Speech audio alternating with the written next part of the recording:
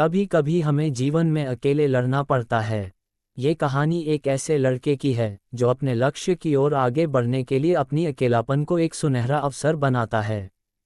एक समय की बात है, एक छोटे से गांव में एक लड़का रहा करता था। वह बहुत बड़े सपने देखता था और अपने लक्ष्यों की प्राप्ति करने के लिए निरंतर प्रयास करता था। परंतु उसके पास न ही उसका कोई दोस्त था और न ही कोई गाइड करने वाला।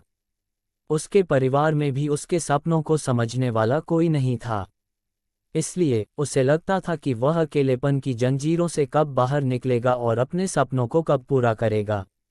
फिर भी उसने निरंतर प्रयास किया और अपनी आत्मविश्वास की आवाज को बुलंद किया।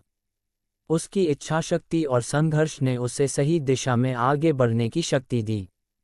एक दिन उसे अपने गांव के बाहर एक लाइब्रेरी पुस्तकालय का पता चलता है।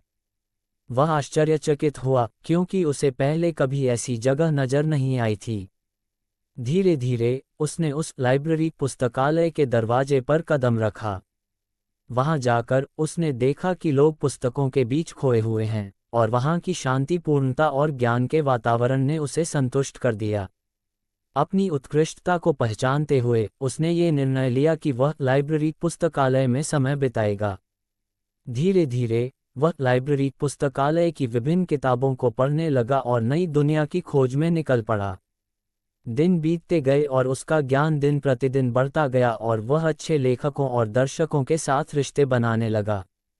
इसी के साथ उसने लिखने का भी मन बना लिया। उसने कई लेख लिखे जिसमें से उसका एक लेख प्रकाशित हुआ और उसे अवसर मिला अपने लेखकीय कौशल को दुनिया के सामने प्रदर्शित करने का। वह लड़का जो कभी अपने अकेलेपन को एक रुकावट समझ रहा था, वह अब एक प्रेरणादायक उदाहरण बन चुका है। लोग उसे इज्जत देने लगे और वह लड़का अपने लक्ष्यों की ओर अग्रसर होने में सफल हुआ। इस कहानी से हमें ये सीख मिलती है कि अकेलापन को एक सुनहरा अवसर बनाने के लिए हमें संघर्ष करना पड़ता है।